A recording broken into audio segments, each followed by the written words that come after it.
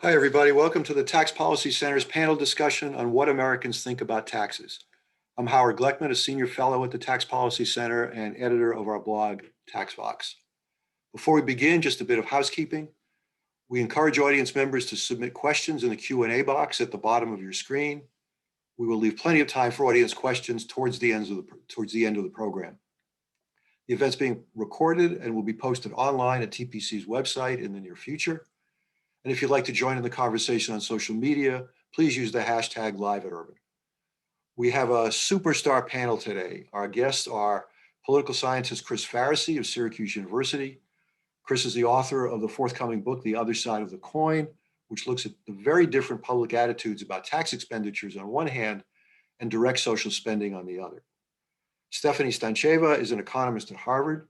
She's running an extraordinary social and economic survey that's measuring public opinion about taxes and other topics in the US and around the world. Vanessa Williamson is my colleague at TPC and a fellow at the Brookings Institution. Vanessa is the author of Read My Lips, Why Americans Are Proud to Pay Taxes. She currently is looking at how racial attitudes have motivated tax and spending policy in the States. Today, we're going to spend some time digging into important survey research that each of our panelists has done and learn more about public attitudes about taxes.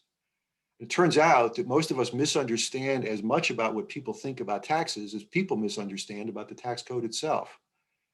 As with much of tax law, things are not what they appear. As a result, there are important lessons politicians can learn about public attitudes towards taxes that may change the way they make policy and perhaps the way they run for office. So let's start with Stephanie. You're engaging in a really interesting survey about public attitudes about a wide range of policy issues, including taxes. Tell us a little bit about the project. Thank you. Thank you so much for inviting me here. It's a pleasure to be here. I started as a tax economist, and I'm still doing a lot of work on the empirical effects of taxes, on how we should design the tax system. But something that I've become increasingly interested in is how people actually understand tax policy and other public policies. How do they make decisions about them when they decide which policy should I support, which policy should I oppose? And for that, I have the social economics lab at Harvard, which is really trying to understand how people form views on economic policies and issues, but based on more broader social considerations and their social concerns. And so tax policy is a case in point.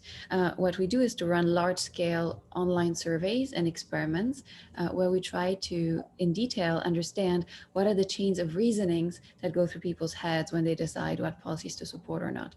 And, if you think about tax policy very simply, it can depend on your views on what the economic effects will be, on who will gain, who will lose, and then what's fair or not. And so we try to disentangle at various points, how do people think about these effects? And I'll be happy to tell you more about the findings.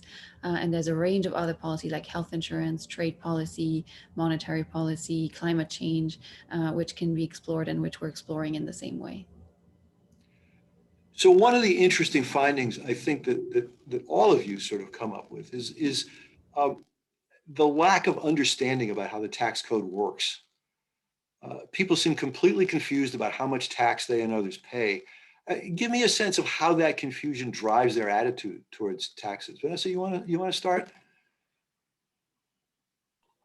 Sure. So because Americans see taxpaying as an important responsibility, they tend to be very frustrated when they imagine others are not paying their fair share. And what counts as a fair share is its own set of questions. But people also have sort of straightforward misperceptions about who is paying what. So if you look at what bothers people most in America about the tax code, their number one concern is consistently that wealthy people or corporations aren't paying their share. That's the answer chosen by about 3/5 of people in most surveys. But some people are actually concerned that the very poor aren't paying their share. And I think that that relates to some degree to perceptions of government spending and who really benefits from government spending. But one of the interesting things is if you provide people with more information about who pays, whatever kind of tax it is, you can substantially change their attitudes. A study I particularly like is by John Sides. He looks at what happens when you inform Americans about the estate tax, right? So this tax, for the vast majority of people, really does not come anywhere near affecting their personal bottom line.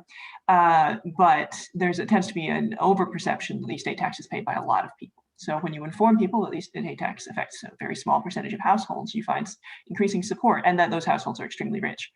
you find increasing support for the estate tax. And you find that especially among low-income Republicans. So people who are more inclined to be opposed to the estate taxes as a partisan issue, but who recognize that they're really far away economically from the people who are impacted. So yeah, it's very clear that attitudes about taxation can be really strongly shaped, at least in survey and experimental settings, by better new information. Chris, you found something of the same thing. Tell us what you saw. Well, and I would say this. So I hear often that, people don't understand taxes because the tax code is so complex. I would posit that people don't understand most of policy, right? People think that somehow Medicare and Social Security, because they're large and direct, somehow people have a greater understanding of the working mechanisms of those programs. They don't. So people have busy lives. They don't pay attention oftentimes to politics, and they certainly don't pay attention to policy. And the media doesn't help because the media doesn't really cover policy. So, I would say that are people largely ignorant of the tax code and tax policy? Yes. But does that make the tax code any different than any other part of the public policy system in America? No. And when people are asked to think about policy, people think about policy oftentimes in groups, and oftentimes in groups versus out groups. And when they're thinking about policy, they might think about Republicans versus Democrats, or based upon their racial identity or some other salient identity that is triggered when they think about politics. But the absence of knowledge of the workings of the tax system isn't a factor when it comes to how people declare their preferences for different parts of the system, just as it isn't a way that people think about Social Security and Medicare. So Stephanie, what does your research show? Is those of us who live in tax like to think it's especially complicated. Based on the work you did looking at a number of different policy issues, is there something special about the complexity of tax, or as Chris said, is it just as confusing as anything else? So Chris is right on many aspects here, and Vanessa is also right that there's some things which are particularly misunderstood in tax policy that can actually relatively easily be changed. So just to echo the finding on the estate tax, which is that, yes, people vastly overestimate who's going to pay the estate tax, but the same applies actually to income taxes. So people, for instance, think the top tax bracket kicks in so much lower than it actually does. And so when they, think about what's going to happen if the top tax rate changes, which is a salient, almost symbolic policy tool, they may think I'm about to be affected by this, when in fact it's much higher than this. And so there's a lot of misperceptions. I find a lot of misperceptions on many other policies too. Healthcare is not particularly simple either. Trade policy is actually quite complicated. Even we economists have a lot of trouble understanding what will be all the different effects of trade and of globalization. And so there's many other very complicated policies. I think there's, the two big questions are what is a issue of misunderstanding or misperception, which can potentially be corrected and fixed with better information, and what's actually fundamentally different fairness views. And they're of course very correlated. Your fairness views may be informed by what you know or don't know, but they're also quite distinct. And what I find for tax policy is that the biggest driver, whether you support or oppose a tax policy, is whether you think it's fair. And fairness is very much in the eye of the beholder. So fairness just means completely different things to different people.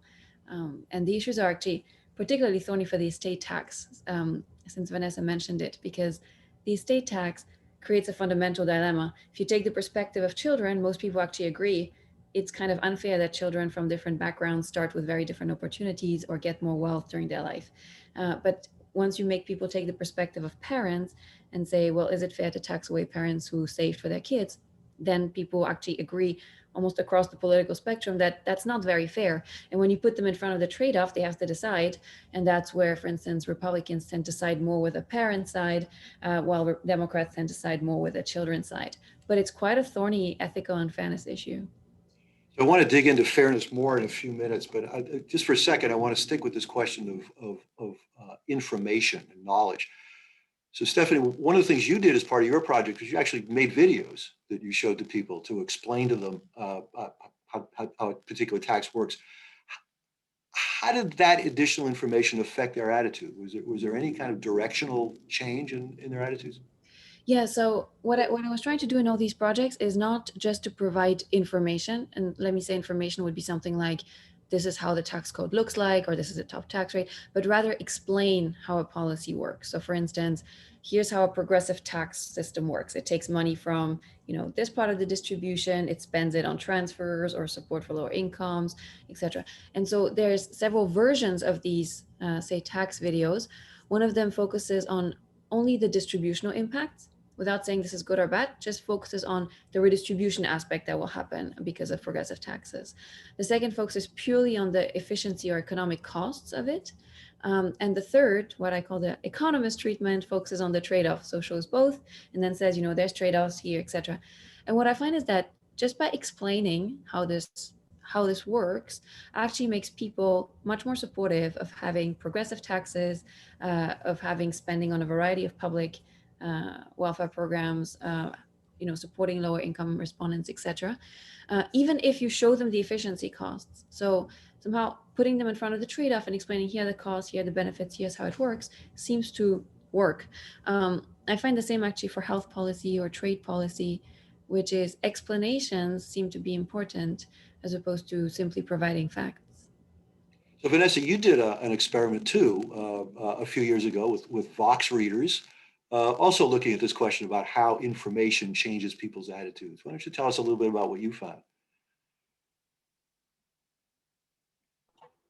Yeah, so I've done a couple of different experiments looking at this question of sort of how you can share information with people and see its impact. And one of the funny things about the Vox study is, so it was conducted on a very large sample of people because it was just people who go to Vox. It was not in any way representative, but this is a population that is at least interested in policy, because at least that's how Vox sort of sells itself, as sort of offering explainers on policy, people who are politically engaged. And one of the interesting findings was that asking people to sort of take a quiz on tax policy drove down their happiness no matter what. Which I think is the main takeaway for me, which is, sort of fits with what Stephanie was saying, which is that being put on the spot about facts can be stressful for people, whereas being provided with, a sort of comprehensive narrative that includes facts in it, but that provides more of an architecture for those facts, allows people to maybe even put aside some of the biases with which they come to particular questions. And I've seen that in some other work. I showed people either randomly, they would either see the distribution of the federal income tax, graphically, so nice and easy to read, and they also had to answer some questions. So I know that, by and large, they understood what they were looking at. Or you could see the distribution of, an estimate of the distribution of the entire tax system in the United States. So both systems, for the range that I was showing them, was progressive. But the federal income tax obviously is negative for low-income people, thanks to the refundable tax credits. And what I found, it was had a very interesting effect on people's perceptions of themselves as taxpayers. And it also had interesting effects on their concerns about who doesn't pay taxes. So for instance, Republicans who saw the full tax code, that is to say everyone's paying, wealthy people are paying a bit more, were far less concerned that poor people aren't paying. And had sort of more positive attitudes overall. Because the reality is that on balance, most people think the tax code should be progressive, and most people also think most people think that everyone should pay something, right? So the all tax scenario was sort of closer to what most people would prefer, and it did tend to improve perceptions. But where things went a little bit differently from how I was expecting was when it came to how people perceive themselves as taxpayers. Now, the federal income tax condition should make you, in principle, less likely to think of yourself as a taxpayer if you're low income, right? If you're focused in on that part of the tax code, maybe you shouldn't think of yourself as a taxpayer, right? Obviously, everyone is actually a taxpayer. These are symbolic categories, not real categories. But what I found was that low-income conservatives were actually more likely to describe themselves as taxpayers when confronted with the federal income tax distribution. And I think what you're seeing there, and I've done some follow-up work trying to tease this out a little bit, is that especially for conservatives, being a taxpayer is a symbolic category, and it is the opposite of being a welfare recipient. right? So because this triggered, a piece of their political identity that is not, frankly, fundamentally about bar charts and actual distributions, it got a reaction that was the opposite of what you would anticipate, the opposite of what I saw for Democrats and independents, and suggested, I think some of the ways in which attitudes about taxation tap into what Chris was saying about group dynamics and who's the in-group and who's the out-group and who am I a part of. So Chris, you were looking at a little more narrow topic than Vanessa and Stephanie. You were looking specifically at tax expenditures, at tax subsidies. How does this information affect the way people think about tax expenditures, like the mortgage deduction or the exclusion for employer-sponsored health insurance or other tax expenditures like that? So the kind of impetus of our book and our studies that are in the book came from one of the most developed areas of American political science is public opinion. And we have 50 years of studies on public opinion towards Medicare, Social Security, welfare, but nothing systematic was done about all the tax subsidies. So we decided to kind of take the ideas that already existed in explaining public opinion towards these more kind of direct and public programs and see how they applied towards tax subsidies. And what we found is that tax subsidies provide people information about the deservingness of the beneficiary groups, right? So again, to go back, most people are apolitical. Most people don't think about politics and policy. So when they're asked to think about this, what people do want to know in the United States, and this has been replicated across the world, are groups that receive government benefits deserving of those? And deservingness is tied up in ideas of work ethic and whether someone's a taxpayer. So for people who have very little information, a tax expenditure or tax subsidy provides them the information that whatever group this is and whatever stereotypes that they might have about those groups, these are the deserving people. These are deserving of government benefits because if you know nothing else about the charitable contribution or the tax exclusion for employer-based health insurance, you know that the people who receive it are workers and taxpayers, and that leads people to supporting these types of government spending programs. So it's interesting that the flip side of this is their attitude about direct spending, which in some ways is the same thing as, say, a tax credit, but the perception of direct spending is very different from the perception of a tax expenditure. Tell us what you found. So tax expenditures are popular. And the important thing that I think we say in our book is who they're popular with. Democrats, we found, and liberals don't care how the government spends money. So we did a whole bunch of survey experiments where we randomized people, and they were given a program presented as a direct program, and then we used the same exact language, same exact description, same cost to the government, and the only thing we changed is that it was presented as a tax subsidy. And the groups that were moved by that change were conservatives, people who have very low trust in government, and people who bring racial animus, who bring their racial attitudes to bear on evaluations of government programs. So those groups are generally against spending. Those groups kind of animated the Tea Party movement back in the Obama administration. And you're actually able to get those groups of people to support government spending through a tax subsidy in a way they absolutely do not through a public program. So this question about the efficiency of government spending is one I know, Stephanie, you looked at quite a lot too, that people's attitudes about what the government does with the money affects their attitude about taxes themselves. Give us a sense of what you saw there. Yeah, it's actually almost a bit, hard to accept because the two, as I said, one of the biggest factors that drives tax policy views is what people think about fairness. And actually the second one, The second biggest factor is what they think about government and how much they trust government as an institution, and to what extent they think government has the capacities, the efficiencies, the tools to do things about the issues they care about.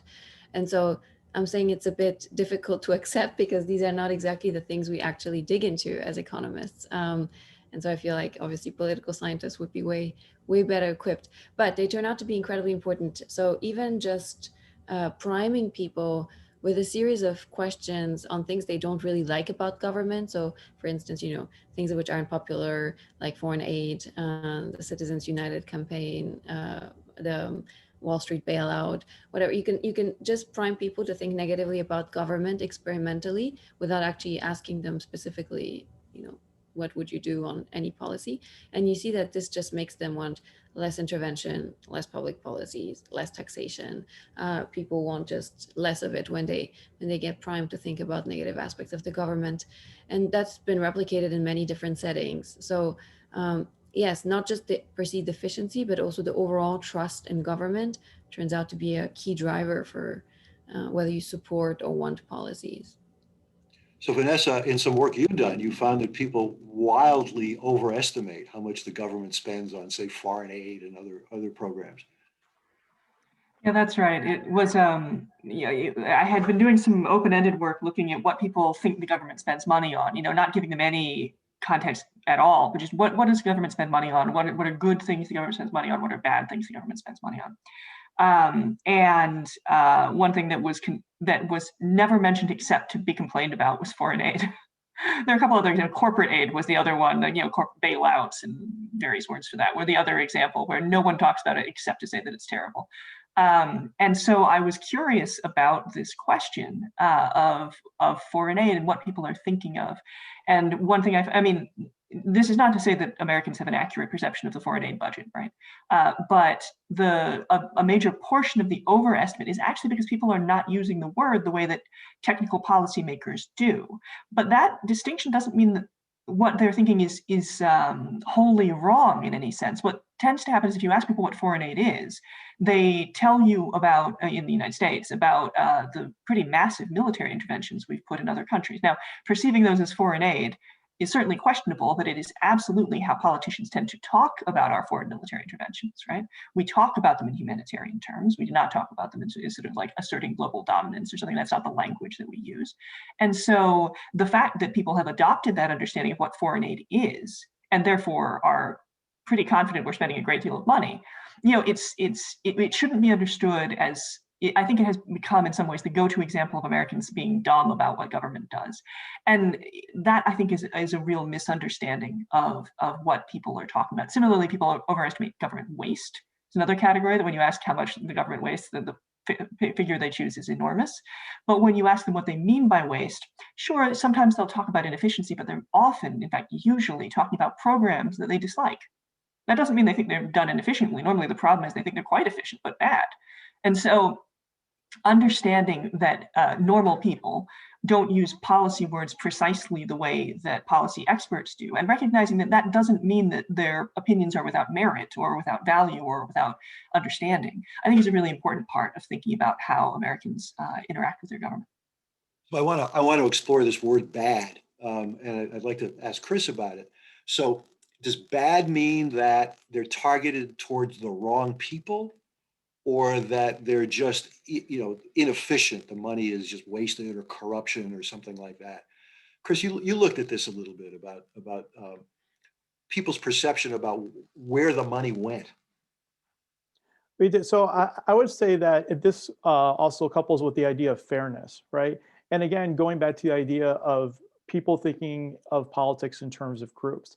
And remember that with partisanship and the increase in partisan polarization, people are thinking about different groups either being treated unfairly by the government in the tax system or unduly benefiting from the government and the tax system at the expense of others, right? So if you think about this in terms of narratives, the Republican narrative that you find on conservative media, in social media, is demonizing people of color, immigrants, sometimes poor people, right? And on the Democratic side, the villains are large corporations and rich people, right? So this is kind of an important distinction as far as once you go down from people think that the government is unfair, the tax system is unfair, there's a difference based upon subgroup on who's to blame, on who's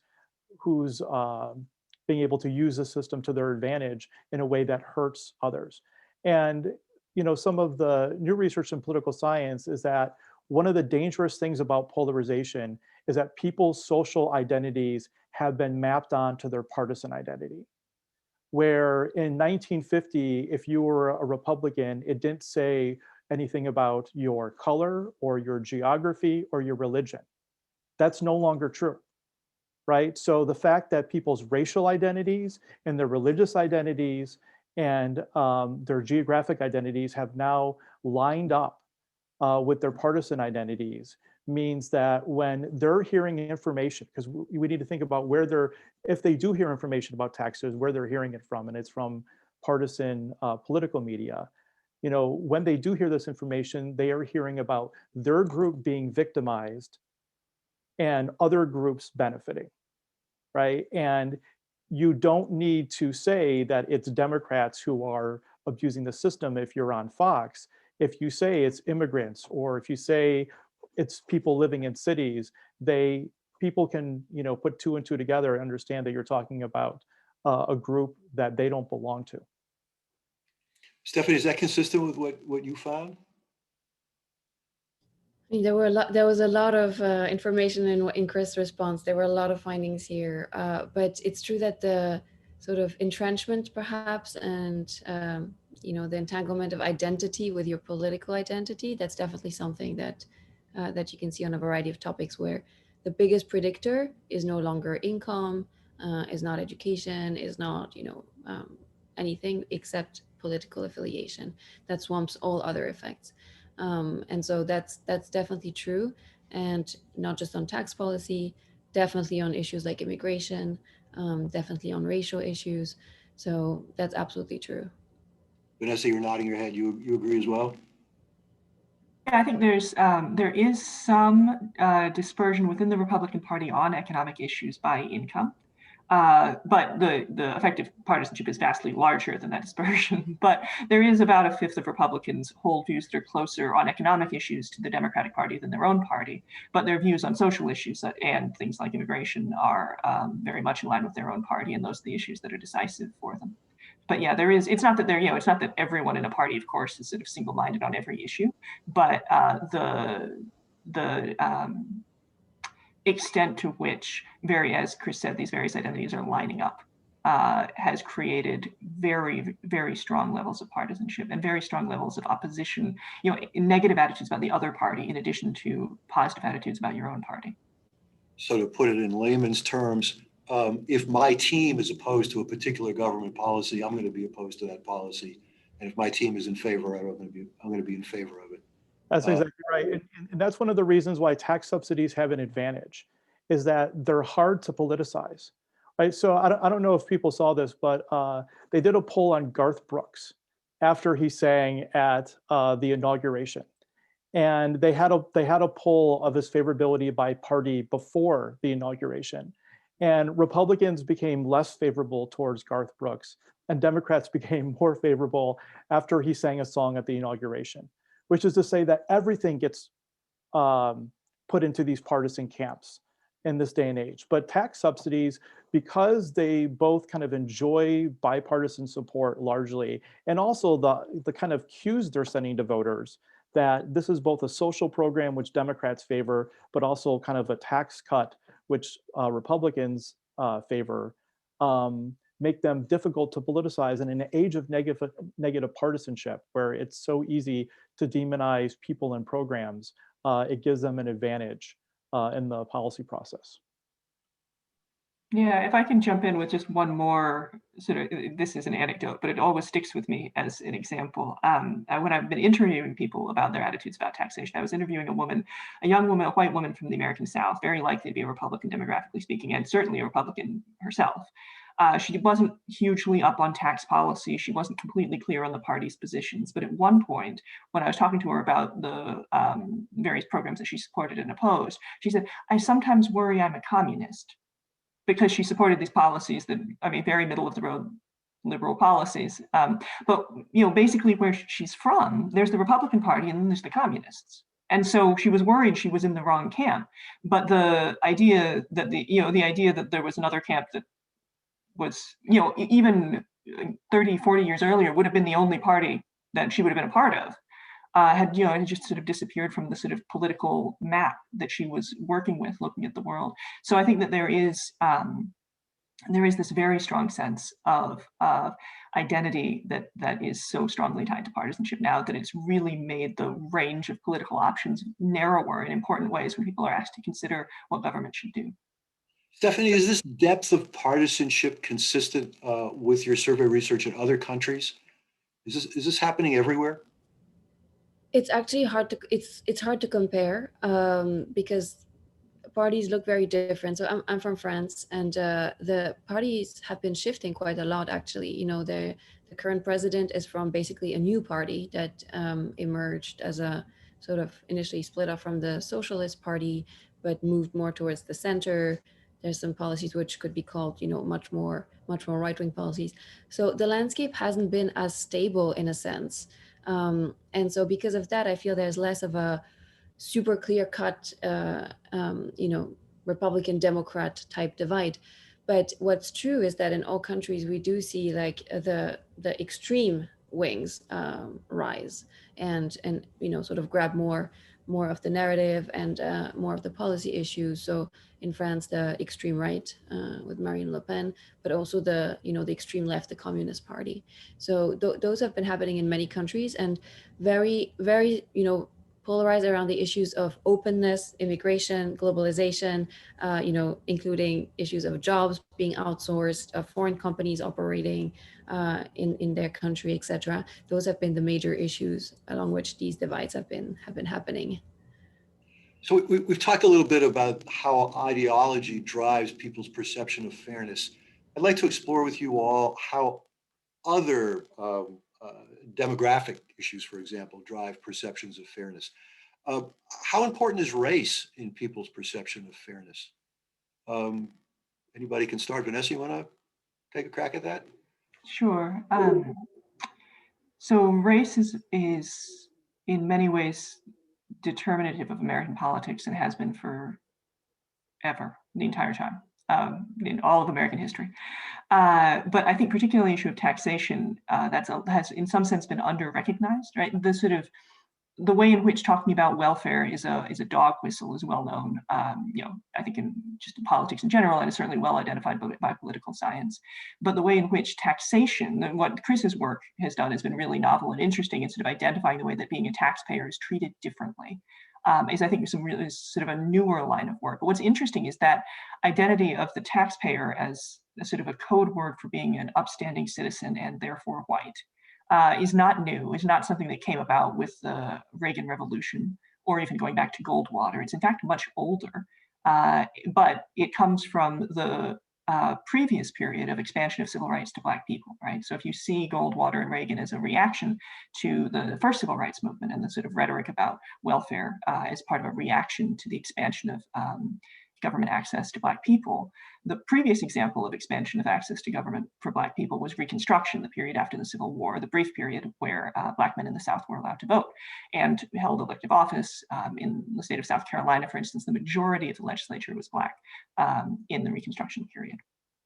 And what is sort of fascinating to see is the parallels between the contemporary recent decades of anti-tax opposition that develops on the conservative side, and this identity of tax paying that develops on the conservative side, and how conservatives in the South, white conservatives in the South, reorganize themselves as taxpayers in order to retake control of government at the end of Reconstruction. So I've done some work looking at a group called the South Carolina Taxpayers Convention that was led by former Confederates, very dedicated former Confederates that were in no sense reconstructed by 1870. And they reorganized themselves specifically adopting what was technically colorblind language. And they insisted that their concerns were not about race. They were just concerned that the taxpayers were being excluded from decision-making in government. And this approach was very effective for a number of reasons. First of all, because it helped very rich white people in the South connect to poorer farmers who were suddenly having to pay land taxes that were higher than they had been before. And so helped build a cross-class coalition of white people. It also made the former Confederates look more reasonable to Northerners who were also looking at their cities and thinking that maybe the working class should not be having quite the suffrage powers that they had if that meant higher taxes for business owners. So this rhetoric of being a taxpayer as part of the sort of conservative arsenal of rhetorical power has been true for a very long time. And so in some sense, I think we're, in quite a number of ways, really, we're reliving kind of an echo of a previous era of American politics. And that's true in the way that taxpayers are thought of as well. So Chris, you looked at this in real depth, this question about how race affected people's perceptions of tax expenditures and direct government social spending programs. Tell us a little bit about what you found. Sure, and I would say that Vanessa's work on this is extraordinary. And one thing, actually, we're working on our early stages of a project on tax rhetoric around taxpayer. And one point I just want to reemphasize is a possible reckoning about how taxpayer is used as code for white, right? And what that means. And one thing that we've found initially with surveys of party platforms and political speeches is when taxpayer is invoked in campaign speeches, how oftentimes it is couched in the terms of victimhood. Right. So if you think about this kind of era of white grievance, which has been, talked about ad nauseum given the rise of Donald Trump, tax rhetoric has been part of this. And in another study, there's some early evidence that whites perceive that they disproportionately are penalized by the tax system versus people of color. And if you think that whites consider themselves to be disproportionately victims of the tax system, where we think it also relates to is that they see themselves as disproportionately beneficiaries of tax breaks. So again, these are all empirical questions and ones that we're currently investigating, but I think it's really important to think about how race intersects with tax attitudes. Stephanie, have you been able to disaggregate your data by race, and what have you found? Yeah, so it's first possible to definitely disaggregate by race, and there's some interesting patterns there. But I've actually been running a big project on explicitly just oversampling minorities, and actually specifically African Americans and white respondents in the U.S., and also going to interview basically teenagers, so people who are between 13 and 18, with the idea that, to explore whether these views are already very, very formed at that age, or whether it's actually something that you acquire later. And there's two big topics. One is basically what people think about the purely like directly racial issues, like what are the economic circumstances of the other racial group and their own racial group, whether it's white people or Black people. And then the other is how they think about policies to either directly address racial gaps or redistribution policies, which indirectly can help also minorities that tend to be poor. And I mean, a bunch of really interesting findings are that first,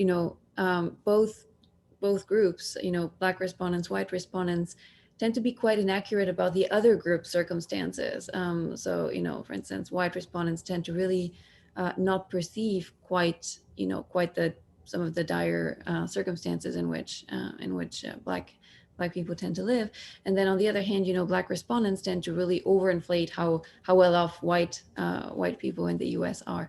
On policies, there's quite big gaps, but the big gaps are actually, again, once you look between Democrats and Republicans, there's like only 2% of Black respondents that are Republicans.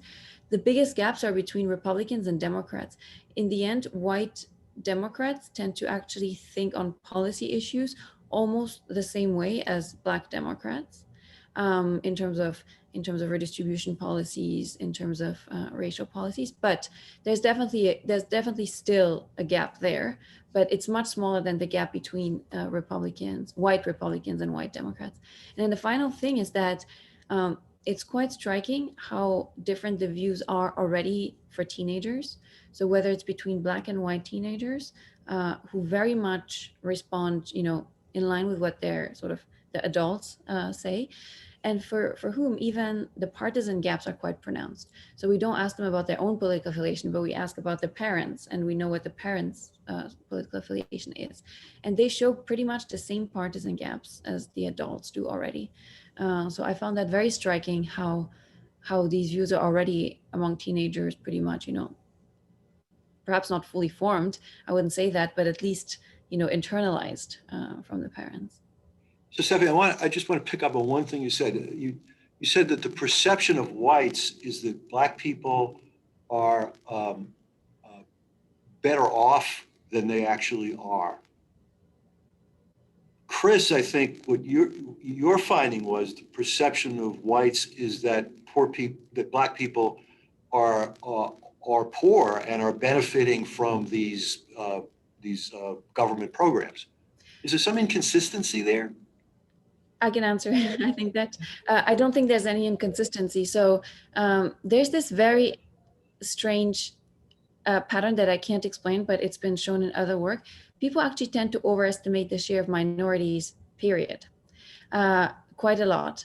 They tend to overestimate the share of immigrants. They tend to overestimate the share of minorities. But what's interesting is that even Black respondents tend to overestimate how many Black people there are in the US, and quite by a lot. So even if you just extrapolated from that purely mechanically, you would have more, more minorities, say, on food stamps or on welfare programs or etc. That's the first thing. Second is white respondents still perceive Black respondents as being poorer than them. That's still the case. And so they should still believe that if those perceptions, if they believe in their own perceptions, that $1 spent on transfers to lower incomes or on welfare should still disproportionately benefit, say, Black people. That's still the case. However, they don't actually understand the extent to which across a range of things, not just income levels, also mobility, opportunities, incarceration rates, places where they can live, quality of schools, a range of characteristics we ask about, they don't realize the extent to which Black people tend to be worse off. Chris, what's your sense of this? So our analysis looked at people's perception of government beneficiaries, right? So a little different than where they stand in the income distribution. And one thing we find is that a tax subsidy is able to take people who have racist attitudes and get them to support government programs for the working poor in a way that they just don't if it's a public program or a direct check.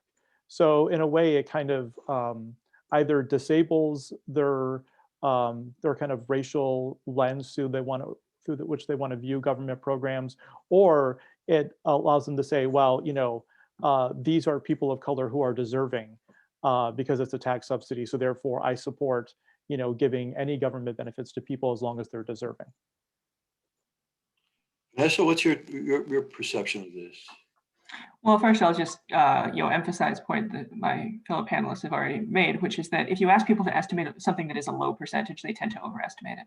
And so that is true of racial minorities. It is true of foreign aid, right? I mean, people just don't say what percentage of something is, what percentage is that? They rarely say 1, they rarely say 5, So we just have an overestimation issue in general and how people think about percentages. On the more substantive question, I think one thing that makes it difficult for people to understand the intersection of racial inequality in America and economic inequality more broadly is that there are two phenomena happening at once. One is a longstanding racial wealth gap. That's about $10 trillion between if Black people had the amount of wealth that they would have if it matched their percentage of the population and the amount that they actually have, right?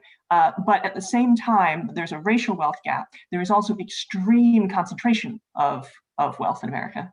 And so the statistic and there's two statistics I keep in mind to try and keep those facts in my head at the same time. One is that all of Black America, which is 10 million households, has the same amount of wealth as the 400 wealthiest billionaires in the United States, right? They both have about 3.5% of wealth. And actually, that number may look somewhat worse this year as I'm thinking about the changes in the economy, but that's approximately right. The other thing to remember is if you close the racial wealth gap, completely eliminated it, for all but the richest 10% of households, 80% of the racial wealth gap would still exist because so much money is held at the very top, and those people are so overwhelmingly white. So these are genuinely hard facts to keep in mind because the numbers are quite extreme. And so I think that that's one of the reasons we face challenges. It's hard even for policymakers to talk about this in a way that clarifies the issue. So it surprises me not at all that people also struggle with these perceptions when they're just sort of, especially when you're trying to imagine the situation of an outgroup with whom you do not often interact. Because the reality is our cities, our country is highly segregated, both on racial matters and economically, which means that if you are poor or if you are Black, you are less likely to interact with people who are rich or are white. And so your perception of those people is more mediated. That is to say, you're working less with information from your personal experience and far more with information from what you learn from the news. So I think those there are really important reasons that we can see some of these why we see the misperceptions we do and why people struggle to understand what is actually a very hard issue. Chris, let me. Sorry, Howard, if I can just chime in here on because Vanessa mentioned the racial wealth gap and drawing the line between the largest tax subsidies in the federal tax code and the areas where the government has systematically discriminated against Blacks in America. Right. So you think about the home mortgage interest deduction and the property tax deduction, and you think about redlining and all the discrimination against Black Americans for decades that has contributed to the racial wealth gap. You think about employment discrimination that was allowed to go on for decades. And again, that wasn't addressed until the 60s and 70s that tie into employment benefits, which took off after World War II. You think about higher education and the discrimination in the education system and all the benefits that are given to people for college. So the tax code has had I would argue probably a significant effect on both contributing to the racial wealth gap substantively and also symbolically. So Chris, let me ask you about a little nuance here. I'd like to get into a little bit. So people like tax expenditures. They like tax subsidies more than they like direct spending because you suggested because one reason is because tax subsidies go to taxpayers. Yet that's not always true. We have refundable tax credits that in fact go to people who are not taxpayers. Does that fact change people's perception? Are people less likely to support tax expenditures that are refundable? Were you able to look at that? So we were not able to look at that. We were able to look at the EITC, but we didn't provide information for people on whether it was refundable or non-refundable. We described the program and either presented it as a direct program or a tax subsidy, and found that the wage assistance was just much more popular across the board as a tax subsidy than as a direct check. But I know that Vanessa looked at that in some of her focus groups. Yeah, Vanessa or Stephanie, have either of you looked at that? What have you found? This is quite. I want to run this experiment with Chris. I just want to say that to begin with. But what I've seen, the thing that I would expect is that the things like the EITC might become racialized. One of the reasons I would expect that is because of when people are aware that you can get more money than you paid in, they tend to raise it as an objection if it's something, if they are conservative. The other thing I would say is that the way in which the IRS has focused on auditing very low income Americans over the EITC is the kind of, the focus on fraud. These have real echoes to ideas of welfare fraud that, really became popular, it became a major part of the popular imagination, let's say 30, 40 years ago now. So I think it's possible that attitudes about this could move. I don't know, but there's no way to, and maybe Stephanie has actually done the work on this. I'd be fascinated to know whether we've seen a shift on that or whether there might be one in the offing. So Stephanie? No, it's very much on the to-do, as the EIT has become basically the largest, essentially means tested transfer, and so very much on the to-do list. So I want to explore this just a little bit more, and maybe Chris, you can solve a mystery for me. So think about the so-called stimulus payments, the economic impact payments. So President Trump at the end of last year tried to push the Republican Senate to expand the size of the credits to $2,000, and he failed. And one of the things that's interesting to me is even though these credits are in fact refundable tax credits, he framed them as spending, as government checks. And I wonder, was that a blunder? Would he have had more success with Republicans in the Senate had he pitched them as a tax cut for a $2,000 tax cut for every American instead of a $600 tax cut? He may have. I mean, but I would say that universal checks are popular with the American people. So if you would have polled the Republican constituencies of the House and Senate members, I'm sure it would have been popular with their voters. So, I mean, maybe to, Republican Party leaders, it would have been a better sell. But I think that universal checks are probably on par with their popularity with tax subsidies. Vanessa, what do you think? Would you have been better off pitching it as a tax cut instead of a government subsidy, a government check? I think Chris is right on the dynamics of the sort of popular attitudes about getting a check for several $1,000s. And I think he's right also to suggest that there's a major disconnect between the economic policy preferences of the base, perhaps on the Democratic side, but certainly on the Republican side on this issue, and the incentives and motivations of elected officials. How that kind of rhetoric would have played out in terms of shifting the incentives of Republican officials is actually a really interesting question, because in a way, the debate over these checks was an example of the Republican Party breaking with Trump in a way that they certainly have not done on any number of other issues. And so I think that it's an interesting question whether reframing things in terms of taxpayer identity would have allowed them to fulfill what obviously part of the incentives of any legislator is to be seen as in good standing with a popular president. I mean, popular among the Republican base president. So it's possible it could have shifted incentives among legislators, but I think that that's a question that's not really a public opinion question anymore. That's a sort of legislative question, a question for experts on Congress. Sort of an inside the beltway question, not a public perception question. Interesting. So we've been talking a lot about fairness, and I would be remiss if I didn't note one of the fundamental conclusions of Vanessa's work, which is despite all of this back and forth about whether the tax code is fair, Americans generally think the tax code is fair. The perception that Americans think they're overtaxed and being ripped off by the government is really isn't right.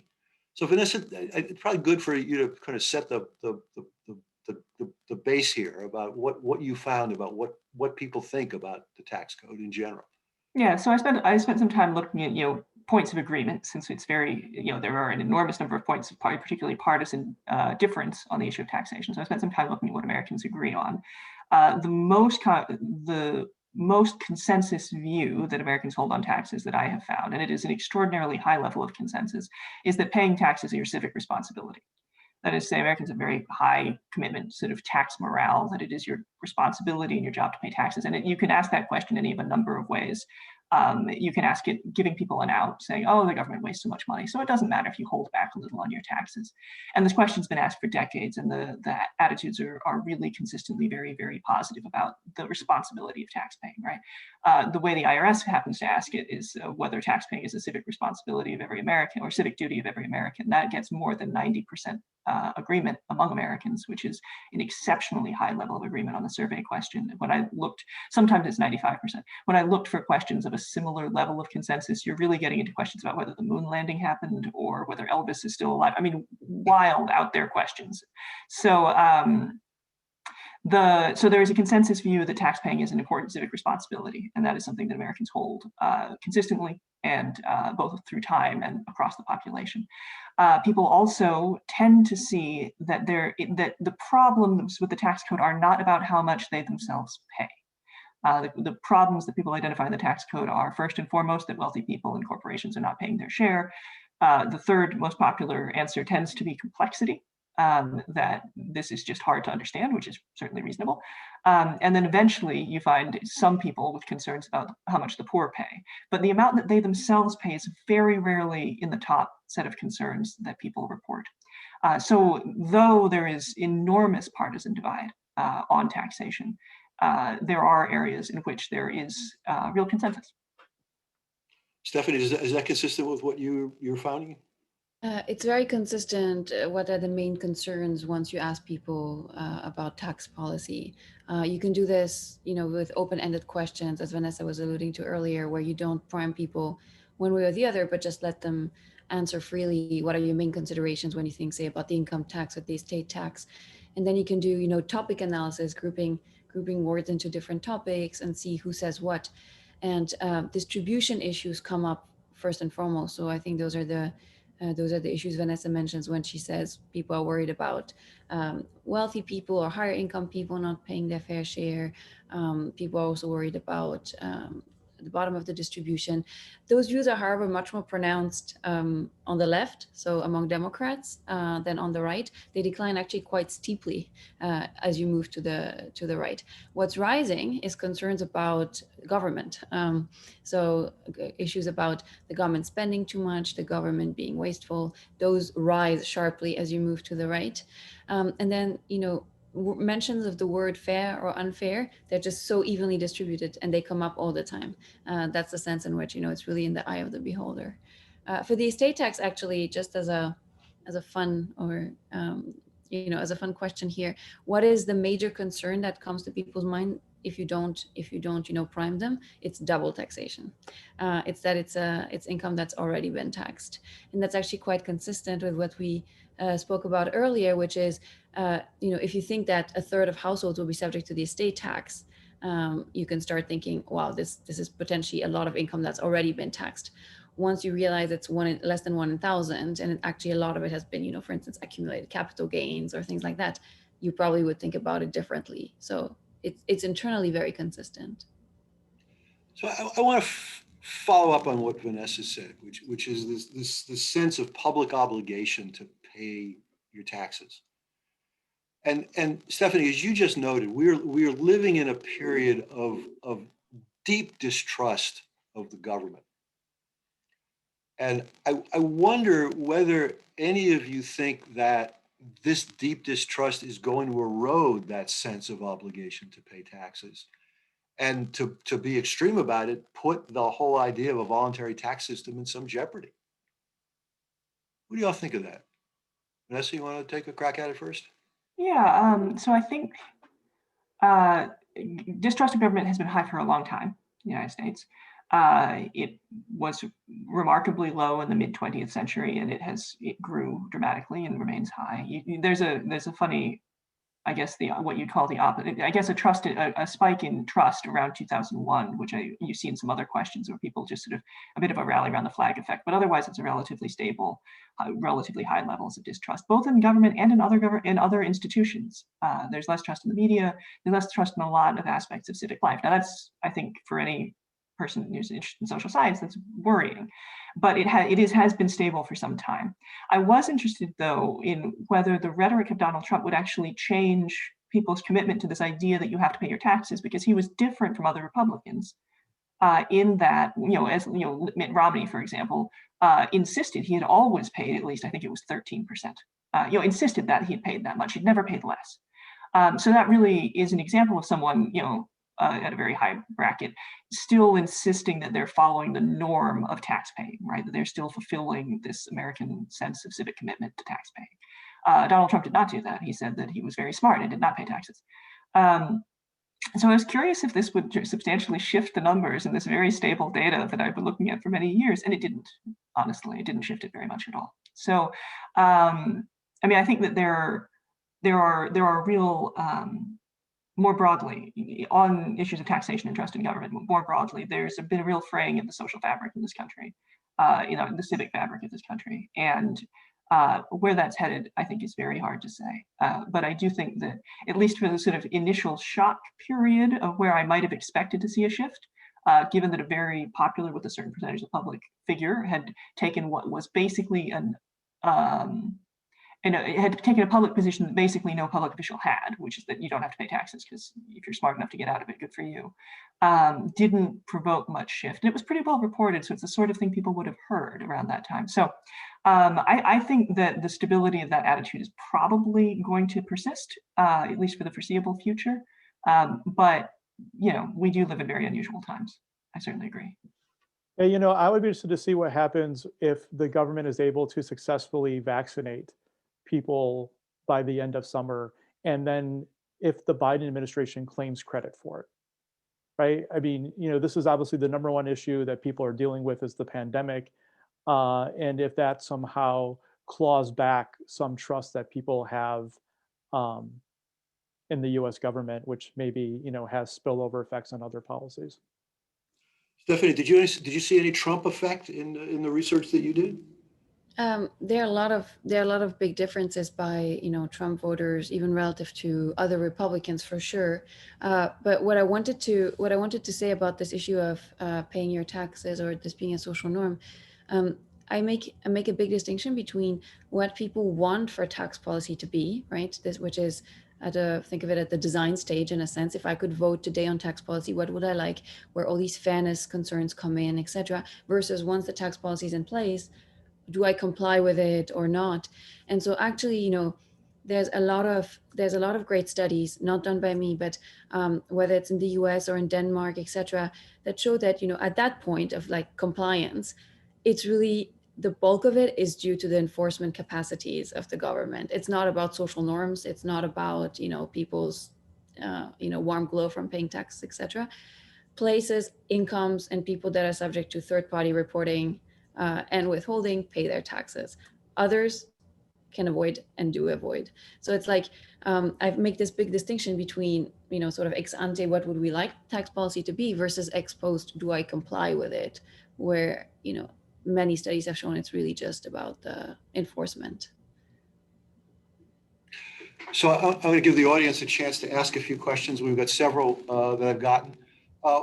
We've talked a little bit about ideological perceptions of fairness and racial perceptions of fairness.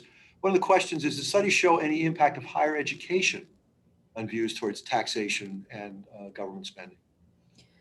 Yeah, I can. So there's perhaps a newer divide, which is no longer across income necessarily, but there's definitely still a divide by education level, actually. And it's, there's a whole new line of research actually by Thomas Piketty on like new sort of evolutions of ideology. And he says something which I can a bit see in the survey data too, which is that a new divide is more by issues of like openness versus closeness. And it tends to vary a lot by education level, with sort of a, educated metropolitan elite that's actually able to take advantage of globalization and technological opportunities, and then people who are not. So you definitely see that divide in terms of what people want. So there's a stronger degree of liberalism and progressivity, desire among higher educated people. Chris or Vanessa, any thoughts about that to add to what Stephanie said? In the US, there's increasingly a diploma divide, right? Where you're seeing a shift of party coalitions where educated suburbanites who in the 1980s were steadfast Republicans are aligning themselves more with the Democratic Party. And that was accelerated during the Trump era. And what oftentimes happens is that when people kind of realign, they adopt the positions of the party's elites. So if you might see some shift among higher educated people in America that reflects the Democratic policy elites positions about taxation. But we've been talking mostly about federal taxes and really principally federal income taxes. But we have a question here about property taxes and perception of state taxes. Any differences that you see in those perceptions as opposed to perceptions of federal tax? Vanessa? Yeah, I can say a little bit about that. Property taxes, when people are asked which is the worst tax, property tax wins that award. And I think that with the income tax coming second, but that one being very, very, very partisan. And so Democrats, for instance, will often pick the income tax as the best tax. And then sales tax is being really quite popular. So local taxation, in part, I think, well, local taxation is more popular than federal taxation as a rule, with the exception of Social Security and Medicare taxes, which are also popular. And I think that has a lot to do with people believing they can see the benefits of it. So Social Security and Medicare kind of break the federal mold, and that you're aware that there's a check that's going to come to you, or you're aware that you have a card, now you have health insurance. And local taxes you correctly expect are spent locally, and therefore you see yourself as receiving a benefit from them. But the property tax specifically causes a lot of frustration. And there's some great work by some sociologists looking at why the property tax causes so much frustration. In part of the reason is that home values are not something that you have any control over. And so looking in particular, there's work looking at the lead up to Proposition 13 in California. The fact that people were suddenly facing really quite dramatic shifts in markets that were outside of their control pushed people to seek basically what amounts to government protection from the market, but happens to be implemented through a tax cap. And so the history of the property tax, I should say more broadly, also relates significantly to the ways in which our society is segregated. And you see this regularly as school districts break apart in order to sort of exclude the poorer parts of the community from and keep the tax base for the more locally, so that they are less obliged to support other communities. So I think that there are a couple things going on there. I think one, there's this question of protection from the market, given that home ownership is the primary mode of wealth building for the majority of Americans. It is quite frightening to think that is subject to these market forces over which one has no control. Secondly, the history of residential segregation, which has played an important role in how people perceive who's deserving, and also in the particular mechanism of wealth building that is home ownership. Stephanie, anything to add to that? Yes, on the property tax and why it's so unpopular, which Vanessa's completely right. It's the least liked tax. It's one other reason that people have found in work is that, very similarly to the estate tax, they tend to think it's actually it's something that is going to push you into liquidity problems, and there's going to be a lot of for instance, elderly people who now live in very valuable houses, which have low income, which won't be able to pay that tax unless they sell. And actually, to some extent, this is more true than for the than the perception of the estate tax. As in, this does happen in a non-trivial share of cases, and people dislike that. There's workarounds around that, but that's one of the other reasons they think it pushes people into a precarious situation. On the racial gaps here and the history of segregation related to that, it's also very interesting. There was a very, very interesting paper recently by Trope Howard that showed that with very good data collected, they showed that property tax assessments are so much higher for Black households, controlling for a range of property characteristics, neighborhoods, everything. And that's quite systematic, and including, to the stage where if you go and litigate it in court, it's still less likely to be basically, pushed back. So a quite systematic, gap and bias there. So another question, we've been talking really entirely about the perception of individual taxpayers. But a question we got here, but what about the fairness in the context of business? That is, small business that don't pay the taxes have an advantage over small businesses in the same type of business that do pay their taxes. Some estimates are that up to half of all small businesses, partnerships, and pass-throughs are not declaring all their income. So we do know that business is an area where there's a lot of abuse, a lot of tax avoidance, maybe tax evasion. Does that change the perception of business owners? Do they feel that they're being put at an unfair advantage by competitors who cheat? Anybody look? I'll say, I'd actually be interested to look more specifically at the question of how people perceive small business, because when people talk about tax evasion, they talk about big business, at least from my experience. That is to say that they're, if they're not remembering the story of Warren Buffett and his secretary, and how he said he paid a lower percentage than his secretary, they are naming a major multinational corporation that for some year paid zero taxes, is how they recall the story. And so I think the question from again looking at open-ended data that I've seen, because I haven't seen this asked systematically, I'd be fascinated to see. The question of business taxes is about big business taxes in the public mind. And the only thing I would add is that small businesses are often portrayed in political rhetoric as only in positive terms. And therefore, people, when asked about small business people or small businesses, consider them deserving of any type of government benefit. Chris, do you think that would change if people were made aware of the large amount of tax avoidance or tax evasion that happens with small business? Yes, yeah, I think that you would definitely see an erosion in support if that information was more widely reported on. And to the point of tax compliance, this is exactly an area where there's not as much third-party reporting. It's not as easy to verify these incomes. That's true for pass-throughs in general or business income. And so yes, that's an area where there may be much more avoidance, and where whether you pay taxes may be a bit more up to your own conscience than actual enforcement.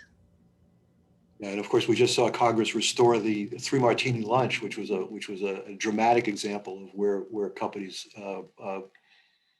maybe took their spouse out. Business owners took their spouse out to lunch and put it on the business and took a tax deduction, and now it's back. So we got several questions here about public perceptions about various kinds of taxes, and we can go through a few of them pretty quickly. The first one is a wealth tax. Have you all seen any interesting kind of breakdowns in people's responses towards a wealth tax? Stephanie, anything? I have actually not looked at it in the U.S. The closest there is to a wealth tax is actually the property tax and the estate tax, and so I haven't been asking questions about a tax policy that we don't have at all at the moment. Yeah, I can jump in on that. I think that it is, when people are at, various politicians put forward a wealth tax proposal, people are asked about it. They like the idea, particularly when it starts at $50 billion and is a nice small percentage number like 2. They think that sounds great.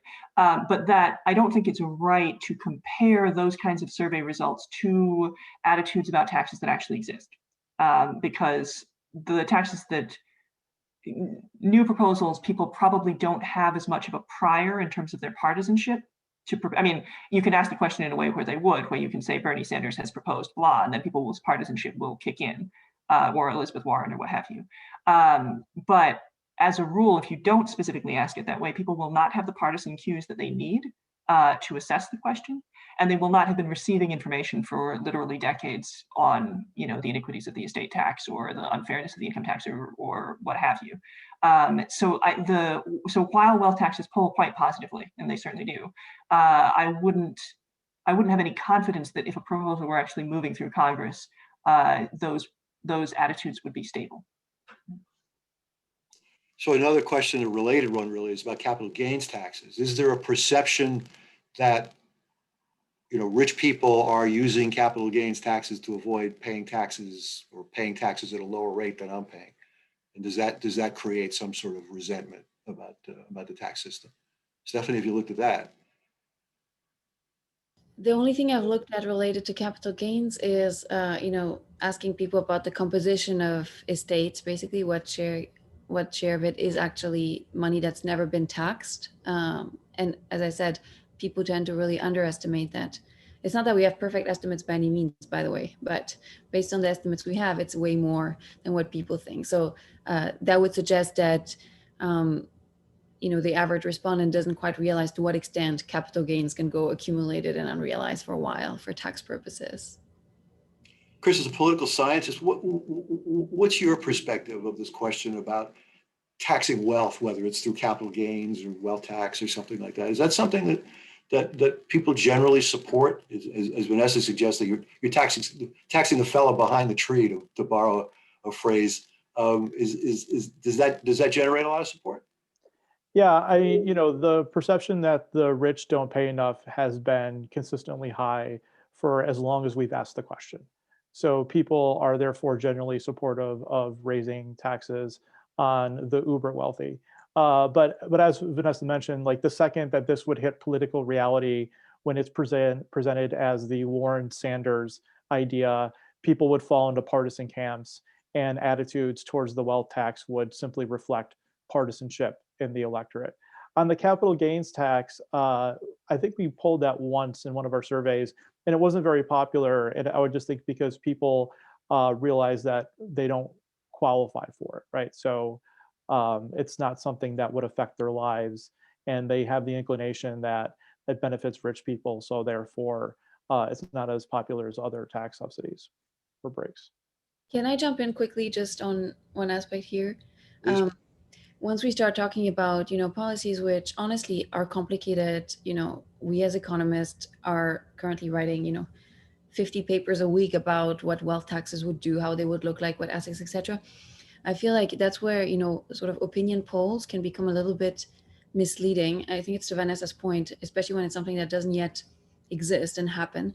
And so, I think the approach that's adopted here by my fellow panelists too, and that we do in these more rigorous surveys, is to first actually elicit the understanding of it, and then try to explain what exactly we mean by this policy, what's actually the parameters and the settings that we have in mind before asking, okay, would you support this or not? And try to decompose the views as well in terms of you not support it because of efficiency concerns, broadly speaking, or fairness views, or who will gain, who will lose in your mind, etc. So I think this is very important, because otherwise there's no information content in these just opinion questions. And if anything, they could be very misleading. I think that's a great point. For a lot of Americans, if you ask them a question about the capital gains tax and you're reading a description of that policy, it's literally the first description they've heard of it. And then therefore, whatever response they give is something they're simply pulling from the top of their head at the time. It is not tethered to an ideology or a belief system. It is a very thin preference. Good point. So let me ask Vanessa this one. This is again a state and local question. Do you see any differences in tax morale or attitudes about civic responsibility to pay taxes among states that don't have a personal income tax? Is there any difference between those that do and those who don't? I tried to look at this question, and so I'm so glad to finally be able to tell someone the answer, which is that the differences in attitudes about compliance are like your responsibility to pay taxes are so small that it is very hard to find any differences in what people think about it. So no, I mean, just when you have more than 90 or 95% agreement on something, the sample size you would need to be able to measure a difference would be absolutely enormous. And so I have been able to find very, very little differences there that are consistent across polls, certainly. So we got another question here. We've talked about this divide by party, to some degree by race. And the question is, what appeals would likely unite the common issues these various groups. Are there issues that would sort of pull Americans together? If I were, for example, going to design a tax reform, how would I want to present that tax reform in a way that attracted both Democratic voters and Republican voters, Black voters and white voters, rich voters and poor voters? Is there some message that would attract everyone across this divide? I'll take a first stab at the question.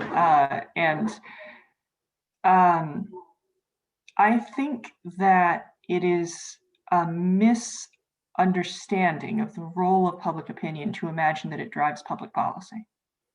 And I say that as someone who has spent enormous amounts of time studying public opinion. I think it's really important. But if we're talking about why particular policies pass, the distance from public opinion to public policy is enormous. And you can see that on all kinds of issues about which Americans are, where you see strong majorities of Americans feeling a particular way, and it doesn't happen.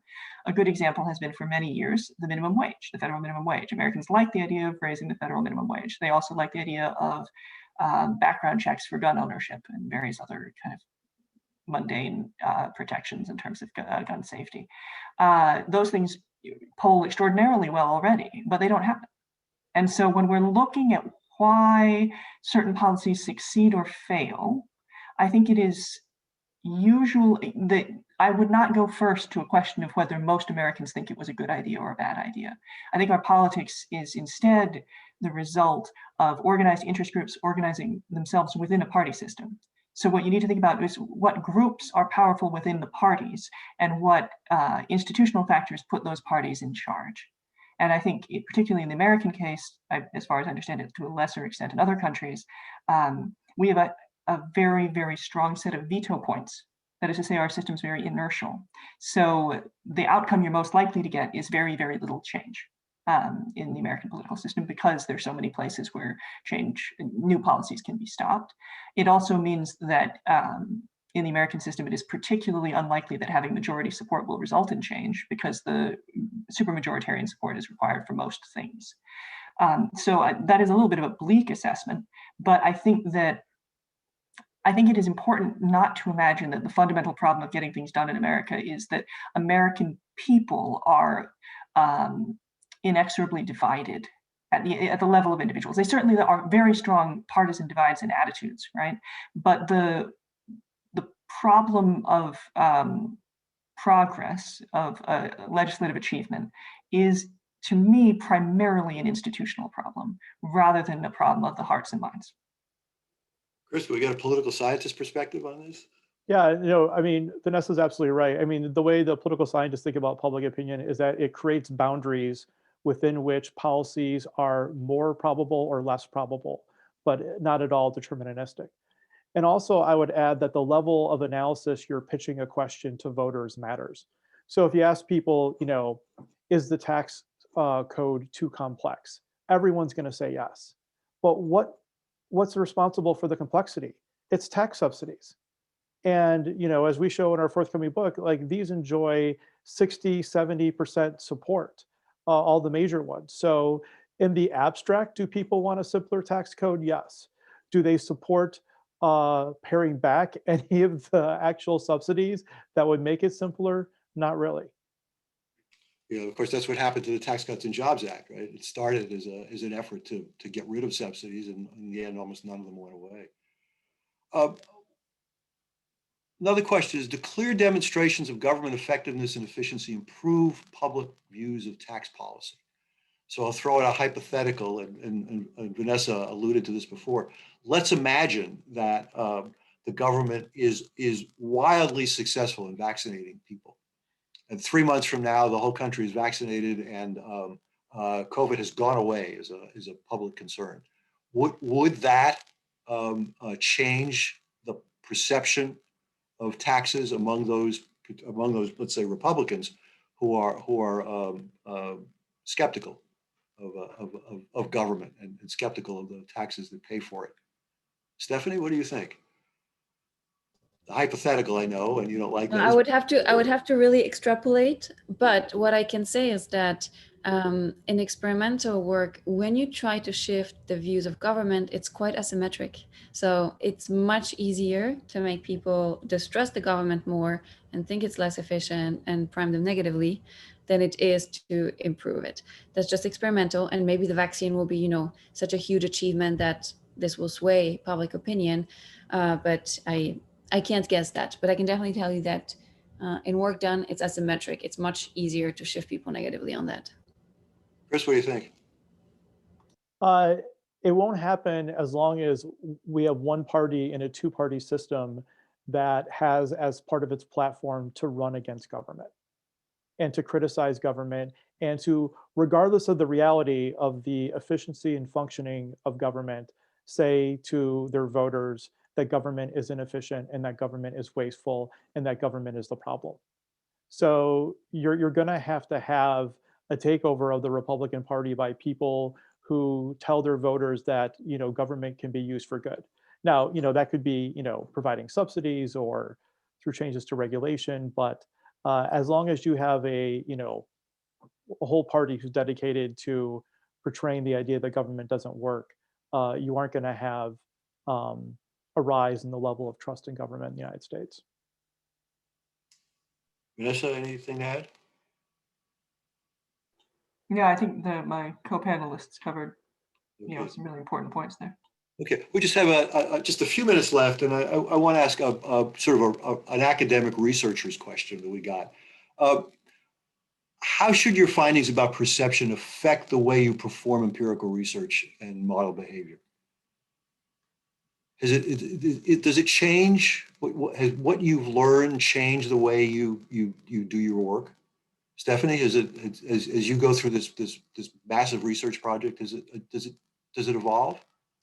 Of course. I mean, it wouldn't be research if not. You start, completely blindly hitting yourself against the walls, and then you start learning where the walls are. No, absolutely. It's a constant progress, both in terms of how to ask questions, how to not prime people, how to try to get at their actual perceptions, also what issues are to be explored. That keeps growing in a sense when you discover more and more considerations out there, and the political landscape is changing too.